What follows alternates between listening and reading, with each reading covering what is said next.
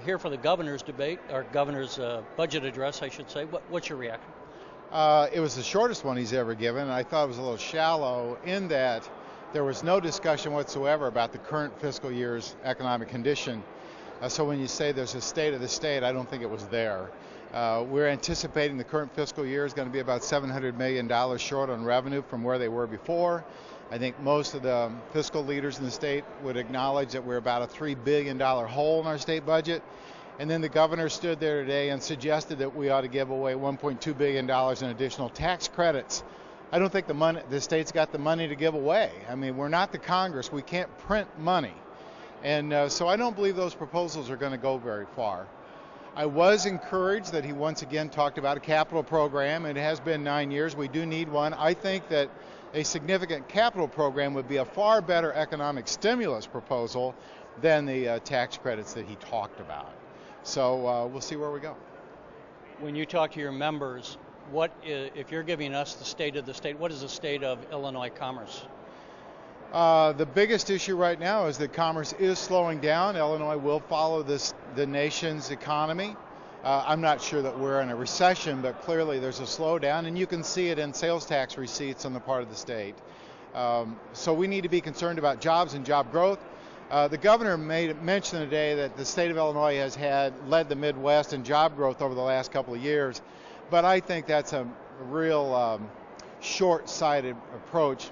My statistics from the U.S. Department of Labor suggest that Illinois has been 45th in job creation since he assumed the governorship. So I think that's a misleading statement. The fact of the matter is Illinois is not creating jobs nearly as fast as the rest of the country, and we should be concerned about that.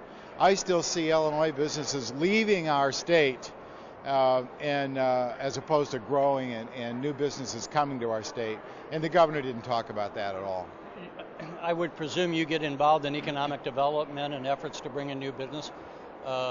How is that going, and where there is a reluctance of companies to come here, what are you hearing from them?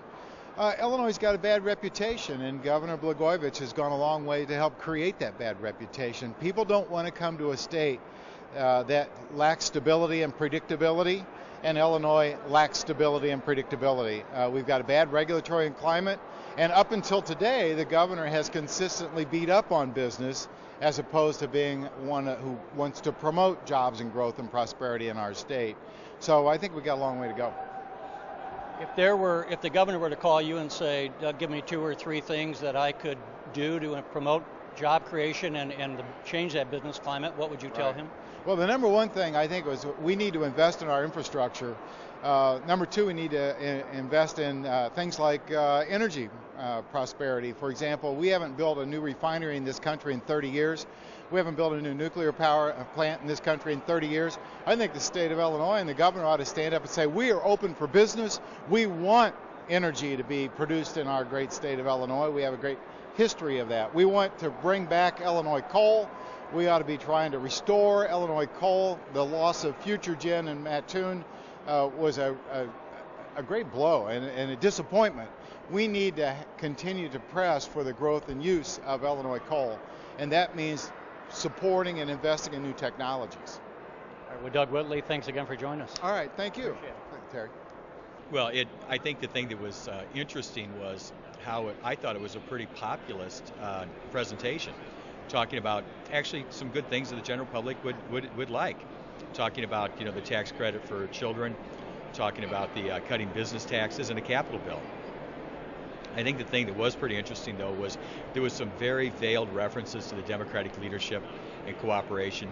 I guess what I hope comes out of both the speech, the governor, the General Assembly, is the fact that we start to have the politicians sit down and the statesmen stand up. We need to work together, not just Democrat Republicans, but personalities right now I think are somewhat on edge. We need to work together to accomplish a lot of the good things that have to happen here in the state of Illinois. And what was your reaction to the speech today? Well, a couple of initial reactions. The first one, the governor did not demonize anybody or go after anybody, and I think that was a good plan. I mean, it was pretty low key, pretty straightforward, not a lot of glamour and glitz in it, and I appreciate that. I think the fact that it wasn't anything too extravagant. I think was good. The second thing that I liked in the speech was, again, he is talking about a capital bill, which the state of Illinois needs desperately. So, he's talking about a capital bill of the scope and the size I believe that we need. Now, he did come up with a new proposal on how to pay for that capital bill, which is the lease / sale of the lottery. We don't have any details on that yet, but I think it's something that needs to be looked at. And what did you think of the speech today, sir? I thought the speech was a very interesting speech from the standpoint that it was very short. He laid out 3 specific goals that I don't think anybody can argue with. Didn't have any details in it, though. The goals that he laid out of improving the infrastructure, providing relief for families, and providing tax relief to the businesses that actually create the jobs and employ people, I thought were all 3 very reasonable and very goals that are worthy of accomplishing. What's your reaction to the governor's budget address? Well, I'm glad at least we're going to preserve education, health care, and public safety. What I think that the governor's address raises is the fact that, we as state government haven't been honest about the fact that we have to really remove obstacles to us having an honest conversation about how we generate revenues in a fair manner to take care of the things that government is supposed to take care of. And some of those things include, of course, public safety, health care, education, and so forth. And in this year where this fall we know that a referendum for a constitutional convention is going to appear on the ballot, and there are going to be people on both sides of the political spectrum that are going to be opposing this because of fear of jumping into all sorts of amendments. I think one issue that one way the Constitution restrains us is in the fact that it mandates a flat tax, and at least for this governor, and probably for administrations before us, that fact has prevented us from having an honest discussion about raising income tax, as well as just taxing, and whether it's either raising income tax or, in the case that's been talked about today, cutting taxes, doing so in a fair manner. What I've witnessed over the last year is that because of our inability to generate revenue at a state level, local governments have turned to raising sales taxes, raising fees, taxing bottled water, and the impact of that is to make the regressivity of our tax system worse. So you would prefer to see the governor propose some tax increases? I would prefer to get to a stage where our governor could embrace a moderate income tax increase. I understand his position that he does not. He stated it a little bit different in his address today. I don't know if you noticed. He said, "I'm not going to raise income tax on people." Historically, I believe he said on the working people, which I think he intends to mean the working class and low and moderate income people. And I think his references to the regressivity of the tax system comprehensively, when taking into account sales taxes, property taxes, and everything else.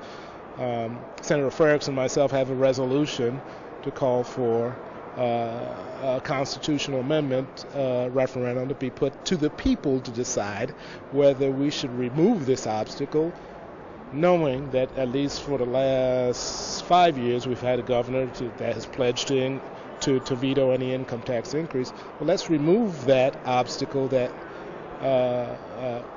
leads to our governor saying he will do that, and let's engage in an honest discussion about generating revenue, honest discussion about what our true debts are, including Medicaid and our pension obligation, and let's start being responsible in the way we deal with budgets from year to year. We haven't been honest.